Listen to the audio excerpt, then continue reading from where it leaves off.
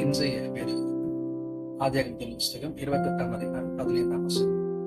நான் உன்னோட இருந்து நீ போகிற இடமெல்லாம் உன்னை காத்து திரும்பவும் உன்னை தேசத்திற்கு திரும்பி வர பண்ணுவேன். நான் சொன்னதை செய்யும் அளவு உன்னை கைவிடுவதில்லை என்று.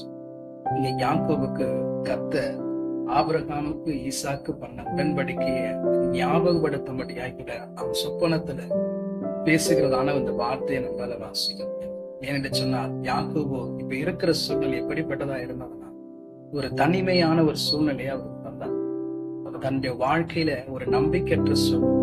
கடந்த காலத்தை பார்த்தோம்னா அதுலயும் நம்பிக்கை, எதிர்காலத்துல என்ன நடக்குன்றதான ஒரு நம்பிக்கையற்ற சூழ்நிலை கடந்து போகும்போது கர்த்தர் அவரை பலப்படுத்தும்படியான அந்த வார்த்தை கொடுக்கிறார். ஏசாவுக்கு பயந்து தாயினுடைய ஆலோசனைப்படி அவர் கடந்து போகிறத நம்ம வாசிக்க முடியும். யாக்கோபுடைய வாழ்க்கையை நம்ம வாசிச்சு பார்த்துன்னு இருந்துச்சு. அவன் தாயின் கருவில் உருவாகும் போதே அவனுக்கு போராட்டங்கள். தீர்க்கதரிசி இப்படியா சொல்றான், அவன் தாயின் கருவில அவனுக்குள்ள போராட்டம். அது மாத்திரம் இல்ல, அவன் சகோதரரிடத்துல அவனுக்கு ஒரு போராட்டம். அவன் கடந்து போன அவன் மாமனார் இடத்துல அவனுக்கு போராட்டம். எல்லாம் போராட்டத்தின் எல்லாம் நம்பிக்கையற்ற சூழ்நிலை. கர்த்தர் சொன்ன வார்த்தை ஒரு நாளும் அவன் வாழ்க்கையில மாறவே. அவன் தேசத்திற்கு திரும்பி வரப்படும் போது இரு பரிவாளங்களோட கடந்து வந்தான் என்று சொல்லி சொல்லுங்க.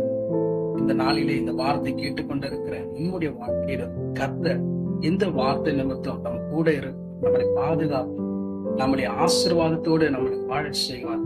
அது மாத்திரம் இல்ல, கொடுத்த வாக்குத்தத்தத்தை நிறைவேற்ற வரைக்கும் கர்த்தர் நம்மோடு கூட இருப்பார் என்று சொல்லுங்க.